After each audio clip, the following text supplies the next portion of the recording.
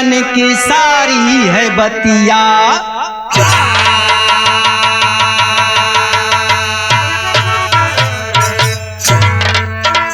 सभी श्रोताओं के बीच में एक पौराणिक कहानी प्रस्तुत है। गाने का शीर्षक होगा घर की लक्ष्मी भाग 2। यहाँ शीर्षक रखा गया बाबूजी, शराबी पति बहु लक्ष्मी। घर की लक्ष्मीनिया जान ला, घर का पूरा माहौल बदल दिया है भैया। घर में आज सब अमीर हो गए, जो लोग गरीब थे खाने के लिए मोहताज थे, आज जान ला भैया घर का पूरी गरीबी दूर हो गई है। कुछ दिनों के बाद समय और बीत गया, बुढ़ऊ दूसर जान ला बियाह कैले हैं, देवर की शादी हो जाती है, तो बाबूजी वही लक्ष्मी बहू को लोग सताना शुरू करते हैं। तो क्या कहना है?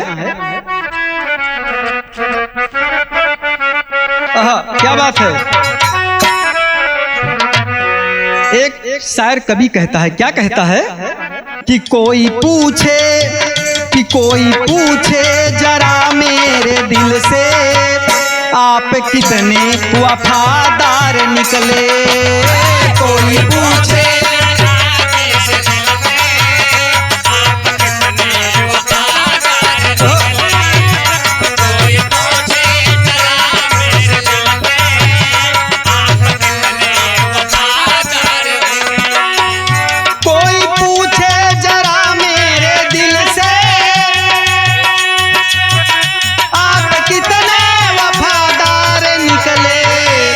जिंदगी की जो मानी है कीमत, जिंदगी की जो मानी है कीमत, जिंदगी के खरीदार निकले।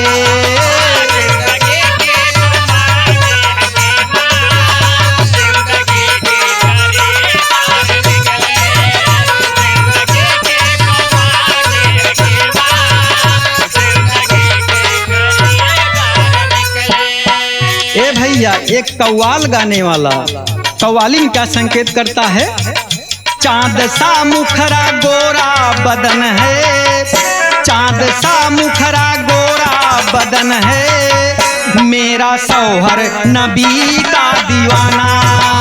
चांद सा मुखरा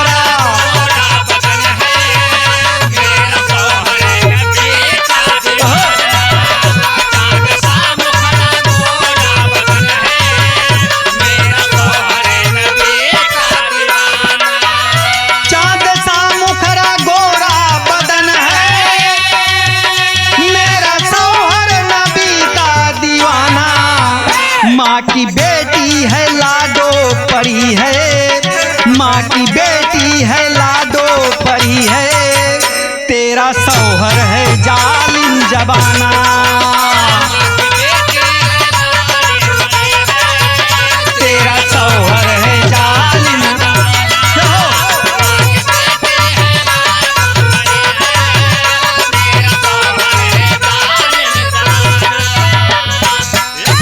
ए भैया आज जान ली समाज का रीत है, चुटकी भर सिंदूर जान लीजिए बाबूजी, आज कितना महंगा हो गया है कि बेटी के लिए। कवि जी नज़म के भाव में संकेत करते हैं,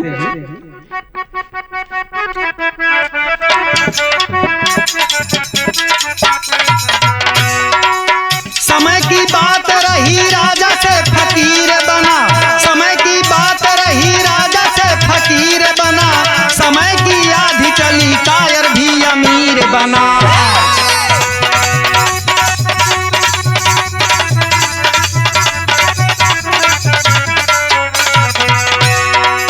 गरीबी जुल्म है इंसान को रुलाती है, गरीबी जुल्म है इंसान को रुलाती है, गरीबी ज्वाला बन के आग भी लगाती है।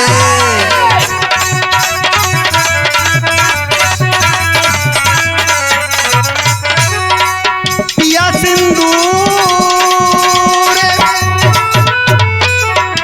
सिंदूर एक नारी का सिंगार हुआ, दुल्हन भी गर्व करे पिया का दीदार हुआ।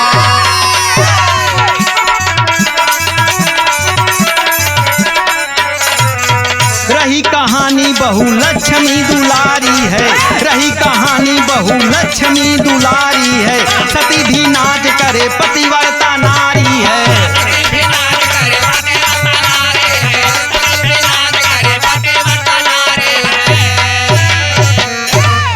ए भैया वही घर की लक्ष्मी दोस्त, जान लीजिए भैया, पूरा घर को सजा दिया। जो लोग घर में कभी गरीब होया करते थे, आज सब दोस्त अमीर हो गए हैं। आज जान ला भैया, सब शादी ब्याह सब कैल हैं, बुढ़ऊ दूसर एक दुल्हन ले आयल है यहाँ। वही लक्ष्मी बहू जो गरीब से लाकर सबको अमीर कर दिया, आज घर में लोग उसे सताना शुरू कर देते हैं दोस्त। आज देवर उठता है, अपने भाभी को बाबूजी पैर से मार दिया। भाभी कहती कि भैया आप सब छोट छोट रहे हैं, पाले पोसे वहां लायक बनाए, आज हम ही सतावत है। बाबूजी भाभी आज एक विनती करती है कि भैया हमारे एक बात सुना। देवर कहता कुछ नहीं सुनना है, अब तुम मेरे घर को छोड़कर यहाँ से भाग जाओ दोस्त।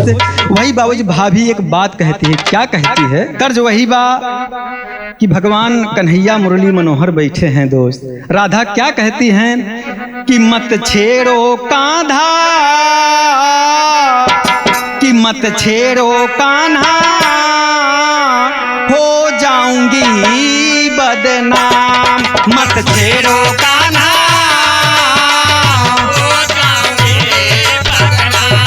मत छेड़ो कान्हा, हो जाऊंगी बदनाम।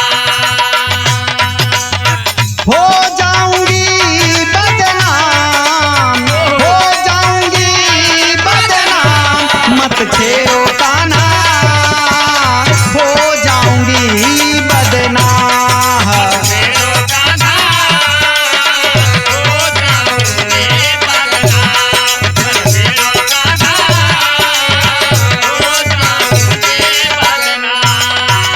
ए भैया वही घर की लक्ष्मी बहू दोस्त तो कितनी बढ़िया उपमा देती है अपने देवर से कि ये देवर बबुआ, एक महतारी के पेट से तू पैदा भा मुन्ना। क्या कहती है बाबूजी?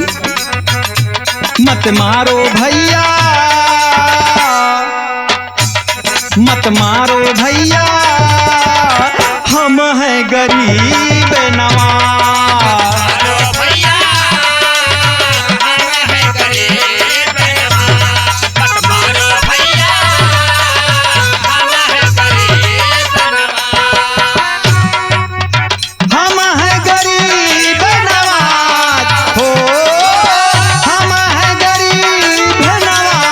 मत मारो भैया, हम हैं गरीब नवाज।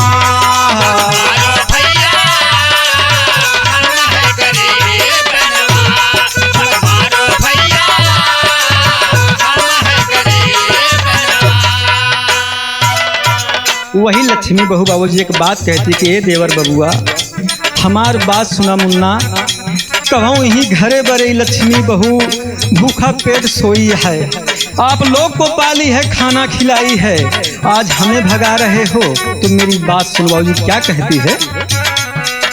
बहिनी बिटिया महतारी से चलते है संसार। बहिनी बिटिया महतारी से चलते है संसार। बहिनी बिटिया महतारी से चलते है संसार। हमारे अंकुर से जन्मा है नर नारी बंसार। मत मारा भैया, हम हैं सदा सबकी लाज।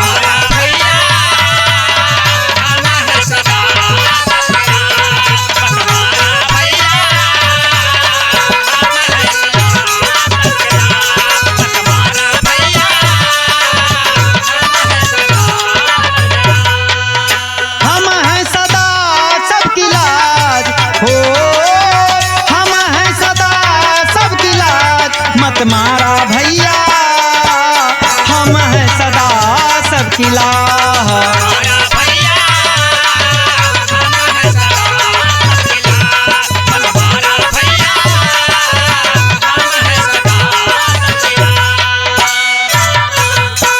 ए भैया घर की लक्ष्मी बहू विनती करती है, प्रार्थना करती है बाबूजी, लेकिन देवर एक भी बात नहीं मानता। घर से बाबूजी बाहर निकाले, भाग जाओ यहाँ से, तुम जाओ जहाँ तुम्हारा पति रहता है। पिया का हाल बा, उगा है बम्बई कमाई। बाबूजी नंबर 1 संगत में पड़ गया। नंबर 1 जान ल भैया, उस शराबी में नहीं होगी बाबा। उसका काम क्या है? डेली दारू पीना है, रात की औरत हेरना है।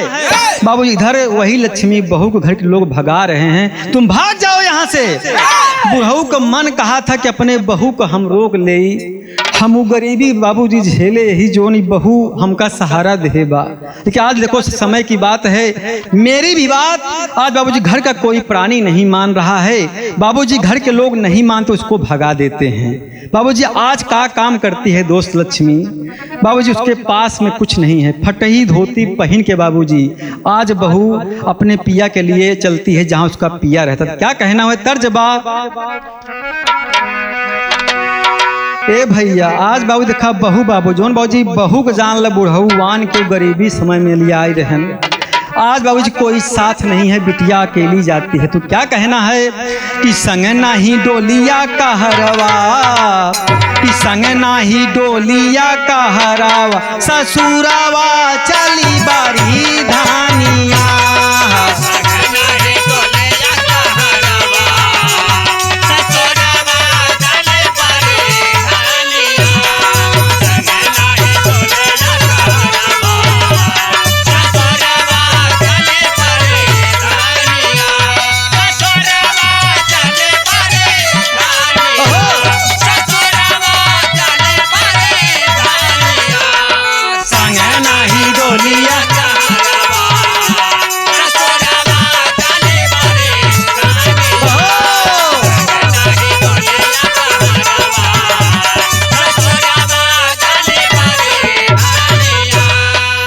भैया घर की लक्ष्मी बहू बाबूजी कहाँ पहुँचती है? जहाँ उसका पिया मैखाने में दोस्त आए के डेली दारू पियत रहन। क्या होता है? पिया नीर मोहिया पियला रोज दारुआ,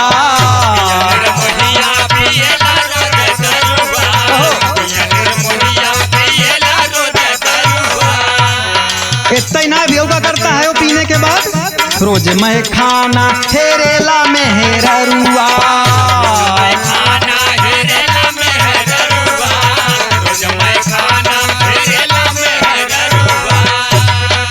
देखले दुल्हिया एगो उतरल बदरुआ,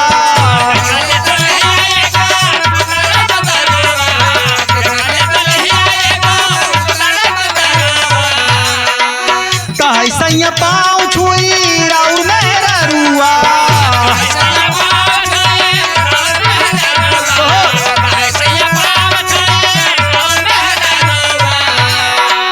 दुल्हिन का देखले साहुरवा,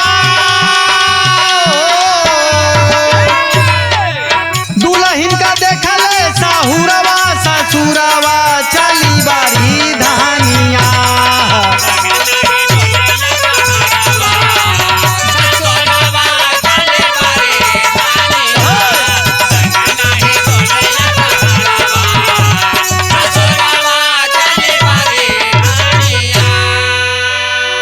ए भैया पिया शराबी दारू पिए जान भैया एकदम मस्त है। जब सामने एक दुल्हन देखता है तो जाके बाबूजी लक्ष्मी बहू अपने पिया का पैर छूती है और कहती है कि हम तोहार दुल्हन है, वही घरे से भगाई देहन जो उन्हें घरे का हमसे पाल कितना अच्छा बनाई दे।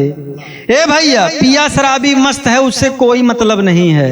कहन कैसो मेहरारू हो ऐसी मतलब नाइबा आज मिली भी कल का देखा जाए। ए भैया जान ल भैया खोली पे ले जाता है, ले जाने के बाद उसके साथ रात भर रहता है और सुबह कहता है कि ए लड़की तुम मेरे रूम से बाहर निकल जाओ, तुम मेरी दुल्हन नहीं हो।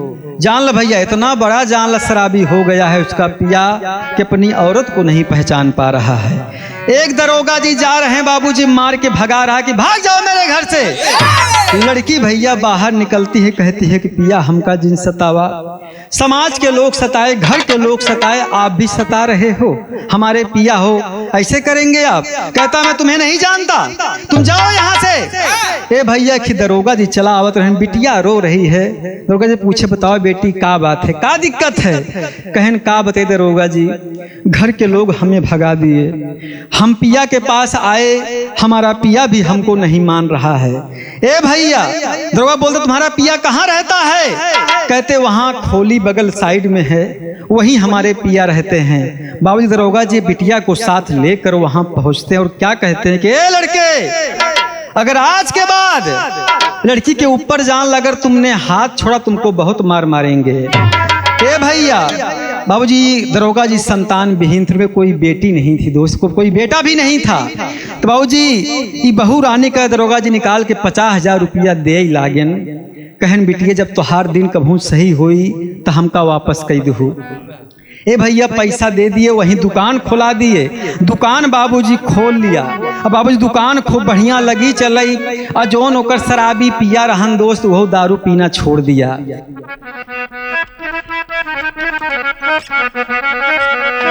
बाबूजी क्या कहते दरोगा जी, अरे सेनुरवा से सोहागन बिटिया, अरे दहेज की आग में जलती बिटिया बहिना भागन, सेनुरवा से सोहागन बिटिया।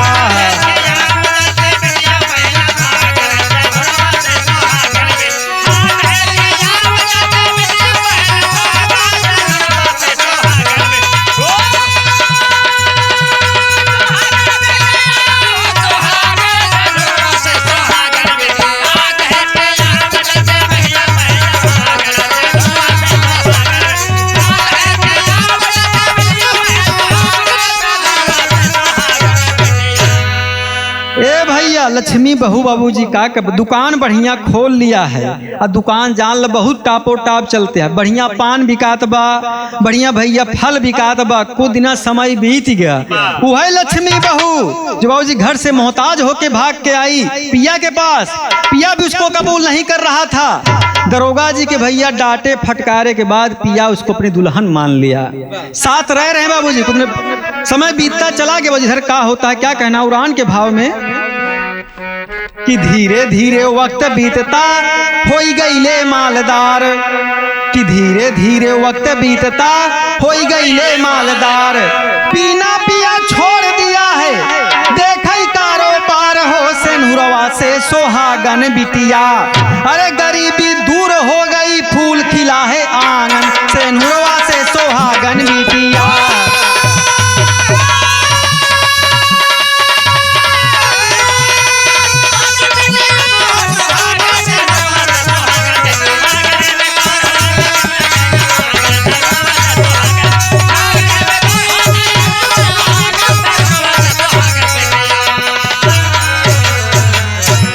ए भैया समय बीतता चला गया दोस्त। कुछ दिना के बाद लक्ष्मीनिया बहू बाबूजी यहाँ एकदम अमीर हो गई, एकदम बात भैया पक्की बिल्डिंग लहराती है। और बाबूजी गांव में घटना का घटती है, जो लोग घर से उसको निकाल दिए थे डांट मार फटकार के, भैया सावन के महीना में गौना में बाढ़ आई गए। अब भैया का होत हुए तर्ज बहिया कि हमनी के असरा तोहार बल में दगा दई के न जई हो,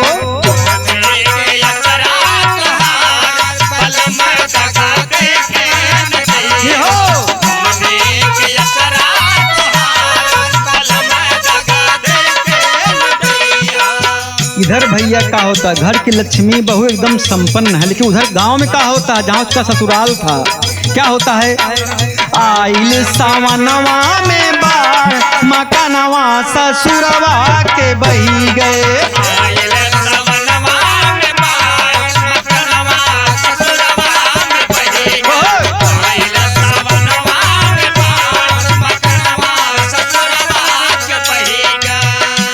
क्या होता है दोस्त, सावन के महीने में दोस्त बेअथा बारिश हो रही है, तमाम नदियां बाबूजी पानी भरा हुआ है, उसी में बाबूजी लक्ष्मीनिया बहू का ससुराल पूरा बह जाता है।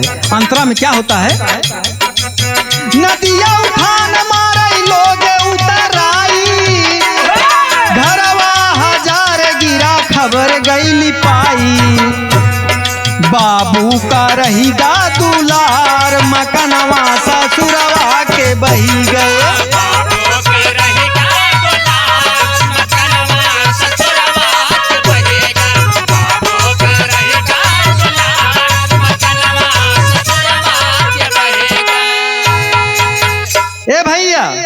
जान लो भैया, जान लो भैया, इतना बेथा पानी बरसा कि पूरा घर परिवार सब पूरा गौना ही बही गवा। अब भैया बहे के बाद बाबूजी क्या होता है, संजोग बस देखा बाबूजी, एक मालिक करिश्मा देखा ही आप सब। बाबूजी गांव उसके लक्ष्मी बहू के घर के लोग बाबूजी दूसरे शहर में बहते हुए पाए गए और सब बाबू जीवित हैं, कोई मरा नहीं है। बाबूजी आज बेसहारा हो गए, सब भीख मांगते हैं, गांव गांव घूमते हैं कि भैया सहारा दे दा, कुछ खाए के हम के दे दा, हमारे पास कुछ भी नहीं है। बाबूजी इधर कहा सरकार बाबूजी पूरा गांव नाले में घोषित कर दिया, एकदम जान ला भैया लोग घर से बेघर हो गए। आज बाबूजी लक्ष्मियां तमाम तलाश करती है कि हम पता करते हैं कि हमारे घर के लोग आखिर में हैं तो कहाँ हैं। बाबूजी तमाम प्रयास करती है लेकिन उसे कोई मिलता उलता नहीं है। इधर क्या होता बाबूजी भाई, तर्ज बा कहना है कि अरे बिना रे डोलिया, अरे बिना रे डोलिया बबुनी जाती बागवाना, बिना रे डोलिया बबुनी जाती बागवाना, बिना रे डोलिया।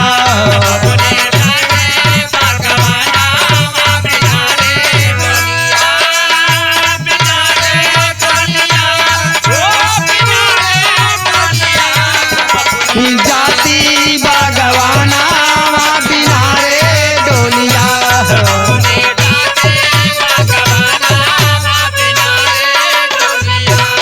लेकिन भैया जान लो वही घर के लोग बाबूजी भीख मांगते हैं सिटी में घूम घूम के, कोई कुछ नहीं दे रहा है, कोई मारता है भगाता है, भाग जाओ मेरे द्वार से। बाबूजी क्या होता है, कहीं भाव में कहना है बिना रे घरवा, बिना रे घरवा हमारा कोई ना सहारा, बिना रे घरवा।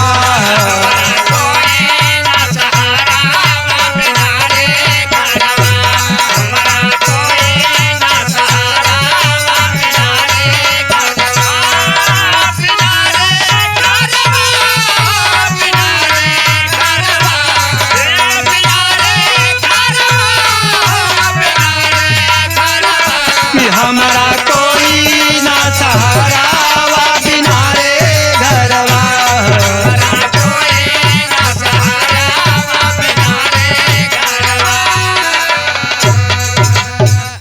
ए भैया शहर में बाबूजी घूमते हैं, द्वार द्वार लोग जाते हैं कि भैया कुछ खाए के दई दा, कुछ पिए के दई दा, हम लाचार है जान ला, भिखारी बन के घूमत ही, बाढ़ में पूरा घर हमार बह गया, बाबूजी कोई कुछ देता नहीं। बाबूजी क्या होता है, भूखिया से व्याकुल भइले हमारा जियारावा, बिना रे घरवा हमारा कोई ना सहारा, बिना रे घरवा।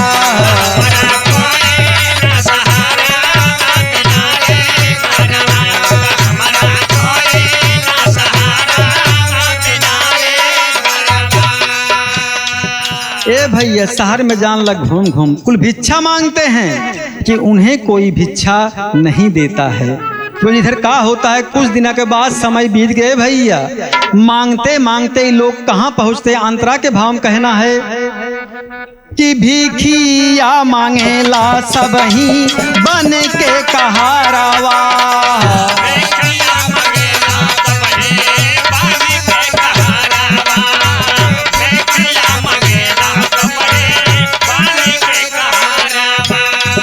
मांगत मांगत पहुँचे देखा बहू के दुआरावा,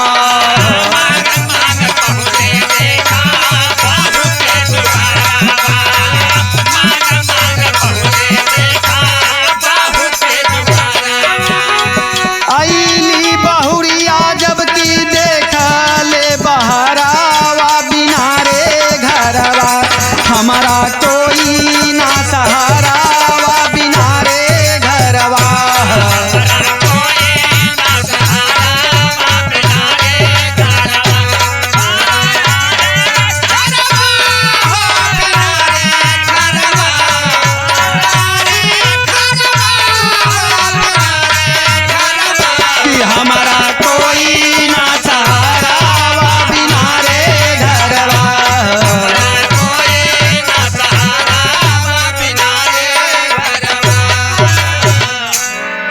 भैया सब लोग जान ल भिक्षा मांगते मांगते कहाँ पहुँचते हैं, वही लक्ष्मीनिया बहू के घरे जेका बाबूजी देवर ने भगा दिया था, घर के लोग भगा दिए थे। बाबूजी देखती है कि हमार सास ससुर देवर सब हमारे घरे आई हैं। वो लक्ष्मी बहू पहचान जाती है, प्यार से बैठाती कि बैठा।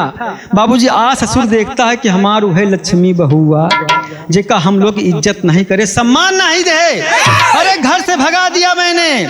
बाबूजी बहू लक्ष्मी कहाई ससुर जी आप तनिको टेंशन बाबा जिनला, हम फिर से संपन्न हो गया है। यहाँ खूब बढ़िया देखा बिल्डिंग लहराती बा, एक दरोगा जी मिले सहारा दिए, हमारा पति भी शराब छोड़ दिया। ए भैया आज अलबे घर के लोग एकदम बाबूजी लाज बस डूब गए कि अरे बाप रे बाप का कही। ऐसे लक्ष्मी बहू को दोस्त नमन है, प्रणाम है। क्या कहना खड़ुआ आल्हा के भाव में, पतिव्रता दुल्हन अमर भाई अपने घर की राखी लाज, पतिव्रता दुल्हन अमर भाई सास ससुर की सेवा करती दासी बनकर थाम है काज, सास ससुर की सेवा करती औरत होके नाम कमाई दुख झेली हारी ना याद, औरत होके नाम कमाई, औरत होके नाम कमाई दुख झेली हारी ना याद, औरत होके नाम कमाई दुख झेली हारी ना याद। ऊंचे पर्वत मई हर वाली, ऊंचे पर्वत मई हर वाली देख रही भगतन कैला।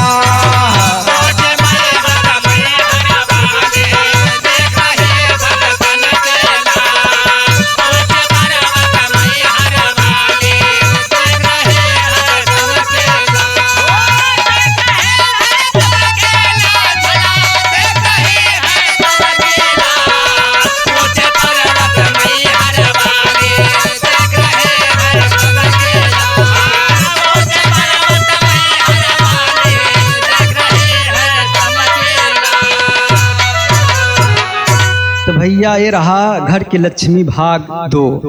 बाबूजी पूरा परिवार उसका फिर से संपन्न हो गया।